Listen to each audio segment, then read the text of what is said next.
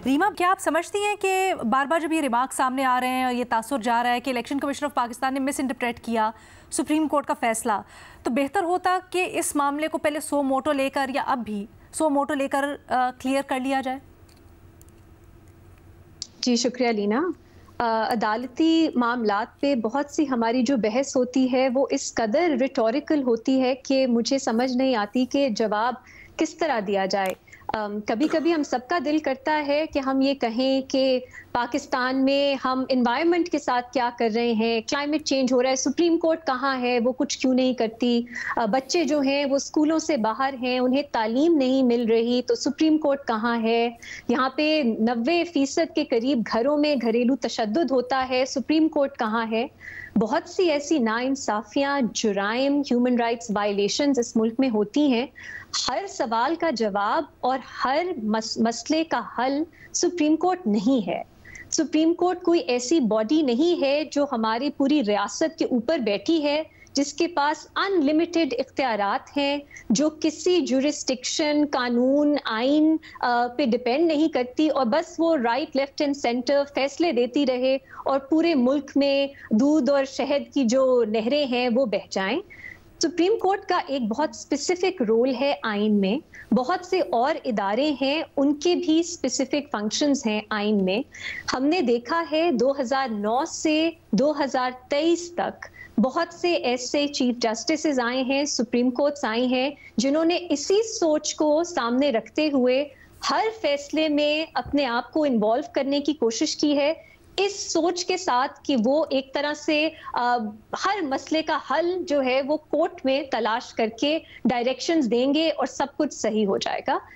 अब मुझे तो एटलीस्ट इस चीज की खुशी है कि चाहे वो जस्टिस मंसूर अली शाह हो, चाहे वो चीफ जस्टिस काजी फाइज ईसा हो, और भी मेरा ख्याल है मेजॉरिटी इस वक्त सुप्रीम कोर्ट में जजेस की है जो एक्नॉलेज करते हैं कि वो गलती थी सुप्रीम कोर्ट की, उन्होंने अपनी डोमेन में रह के फंक्शन करना है। तो जब हम मुतालबा करते हैं कि आप सो मोटो नोटिस लें, आप इस चीज पे हो रहा था, प्रेस कॉन्फ्रेंस हो रही थी, ये हो रहा था, वो हो रहा था, प्लीज नजर में रखने की जरूरत है कि इसमें सुप्रीम कोर्ट एग्जैक्टली क्या कर सकती है, और अगर वो केस का उस सिचुएशन का नोटिस ले भी ले तो उसके पास क्या इख्तियारात हैं, वो क्या डायरेक्शंस हैं जो दे सकती है।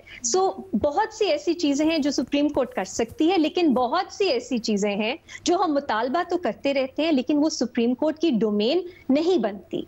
पहली बात ये। दूसरी, मैं चाह रही हूं कि मैं केस पे आऊं, क्योंकि ये सब बातें होती रहती हैं, लेकिन ये केस इन इटसेल्फ क्या है उस पे अगर आप मुझे इजाजत दें मैं बात करूं। देखिए, 3 तरह से मेरा ख्याल है इस केस को देखा जा सकता है, और जो बेंच है उसमें भी नजर आ रहा है कि जजेस मुख्तलिफ पर्सपेक्टिव से इस केस को देख रहे हैं। अगर आप बहुत महदूद रहना चाहें तो सवाल बहुत सिंपल है कि सुन्नी इत्तेहाद काउंसिल है जिसको इंडिपेंडेंस जो पीटीआई से वाबस्ता है उन्होंने ज्वाइन किया, क्या उन्हें रिजर्व सीट्स मिल सकती हैं या नहीं मिल सकती?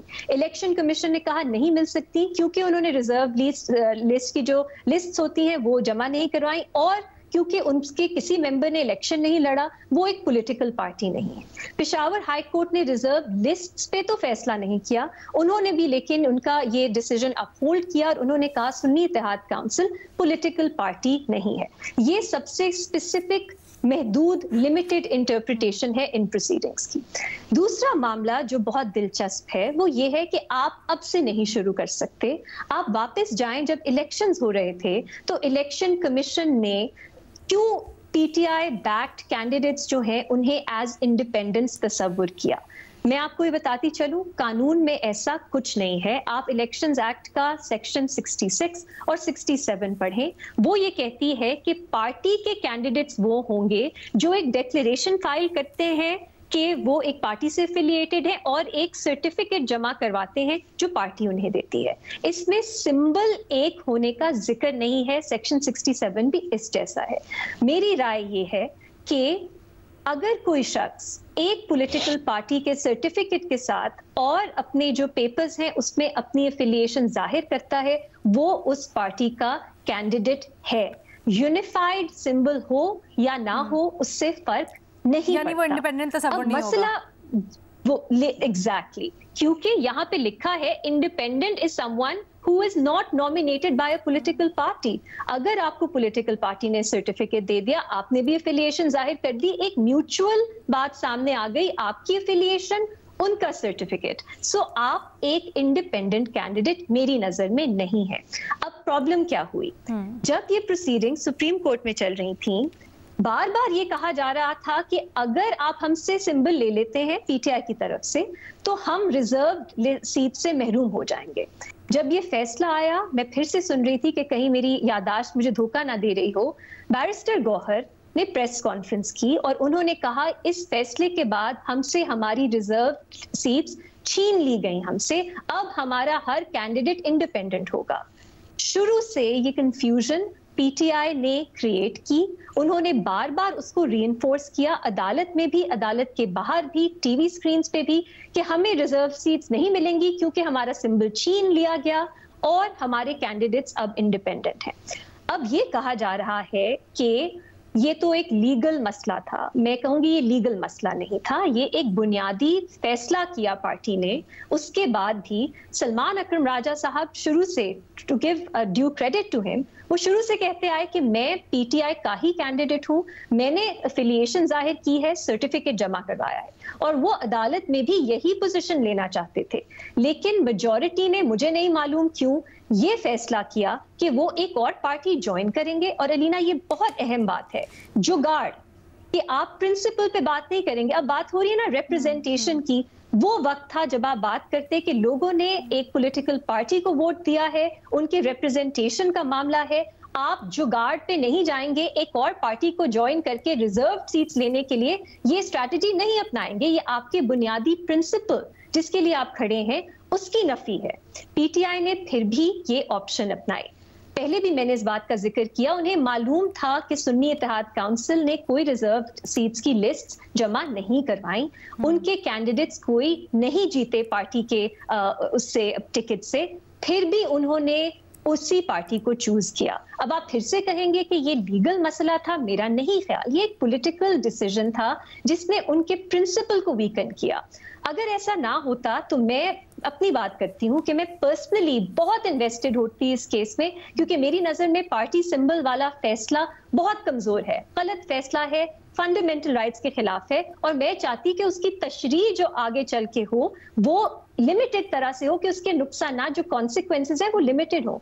लेकिन पीटीआई ने ये नहीं किया, सो इसको नजर में रखना चाहिए। तो अब ये दूसरी लेयर आ गई इसमें कि कुछ जजेस ऐसा लगता है कि वो उस वक्त पे जाना चाहते हैं और इलेक्शन कमीशन के उस फैसले को अनडू करना चाहते हैं ताकि मामले का हल वहां से निकाला जाए। ठीक है, ये दूसरा हो गया।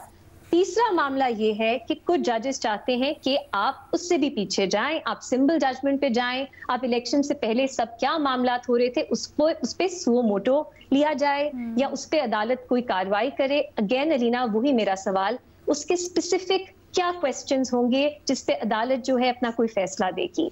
ये एक बहुत ही ब्रॉड पॉलिटिकल सवाल हो जाएगा। बेहतर है आप उसको ब्रेक डाउन करें, उसके कानूनी पहलू देखें, अगर कहीं कानून की ब्रीच हुई है, आइन की ब्रीच हुई है, आप फोरम देखें किस पे आपने जाना है और उसका इस्तेमाल करें। ये सुओ मोटो केस क्या सुप्रीम कोर्ट क्या करेगा? इलेक्शन एनल कर देगा, कहेगा इलेक्शन शुरू से गलत है, फिर से इलेक्शन करवाएं। ये कहाँ पे सुप्रीम कोर्ट के पास इख्तियार है? और क्या अलीना हम फिर से चाहते हैं कि 2009 वाली सुप्रीम कोर्ट आ जाए जहां हर फैसला सुप्रीम कोर्ट में किया जाए, पार्लियामेंट कुछ नहीं है, कोई और आईनी इदारा कुछ नहीं है, सुप्रीम कोर्ट ही फैसला करे, चाहे उनकी जुरिस्डिक्शन बने या ना बने? मेरे लिए ये डेंजरस ट्रेंड है।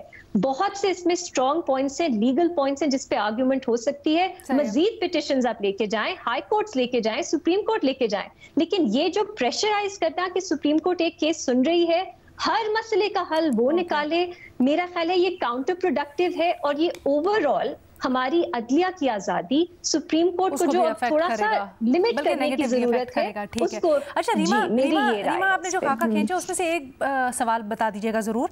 क्या समझती हैं लीगली भी जब अदालत के सामने सवाल है तो फिर क्या तहरीक इंसाफ की जो सियासी हिकमत अमली या नाकिस हिकमत अमली उनकी रही है वो खमियाजा तहरीक इंसाफ कोई भुगतने देना चाहिए, उनके खिलाफ फैसला आना चाहिए, या फिर आप समझती हैं इलेक्शन कमीशन सही तरह से अपने फैसले में उसको इंटरप्रेट नहीं कर पाए, या सही तरह से उन्होंने गुंजाइश निकाली जा सकती थी, किया नहीं, तो उनकी जिम्मेदारी ज़्यादा बनती है? अदालत को किस तरफ जाना चाहिए?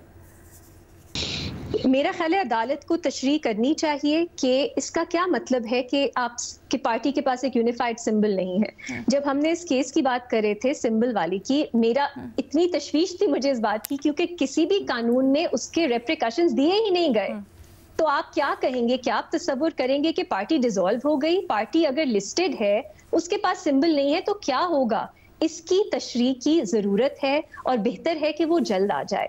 मसला ये है कि ये क्या पास में जाके कुछ डिसीजंस की तब्दीली होगी इसमें? कुछ लोग ये कह रहे हैं कि आप फिर से पीटीआई के जो कैंडिडेट्स हैं जिन्होंने एफिलिएशन जाहिर की है उनको फिर से मौका दें, वो एक पार्टी ज्वाइन कर सके, या वो पीटीआई के कैंडिडेट्स ही तस्वुर होंगे तो उन्होंने जो एसआईसी ज्वाइन की है उसका क्या बनेगा? ये कॉम्प्लिकेटेड सवाल है। इसमें बहुत से लोग हैं जो जजेस उन्हें नहीं पसंद, उनकी तनकीद कर रहे हैं, लेकिन जेन्युइनली ये बहुत एक कंफ्यूजिंग मामला है अगर आप इस तरफ जाएंगे। जो एसआईसी की बात है रीना, सॉरी मैं उस पर कह दूं, मेरी नजर में पेशावर हाई कोर्ट का फैसला कमजोर है। इलेक्शन कमीशन भी इसमें इनकंसिस्टेंट है। वो कहती है पीटीआई जो है कि उनके इंडिपेंडेंस, उन्होंने एसआईसी ज्वाइन कर लिए। मैं सॉरी एक छोटी सी बात कि वो एक पॉलिटिकल पार्टी है इस हद तक कि इंडिपेंडेंस उसे ज्वाइन कर सकते हैं, लेकिन वो इस हद तक पॉलिटिकल पार्टी नहीं है कि उसे रिजर्व सीट्स मिल सकती है। जबकि आइन का प्रोविजन आर्टिकल 51 एक ही है जिसमें एक ही दफा पॉलिटिकल पार्टी लिखा है, और वही है जिसमें इंडिपेंडेंस ज्वाइन कर सकते हैं और उसी को रिजर्व सीट्स मिलनी है।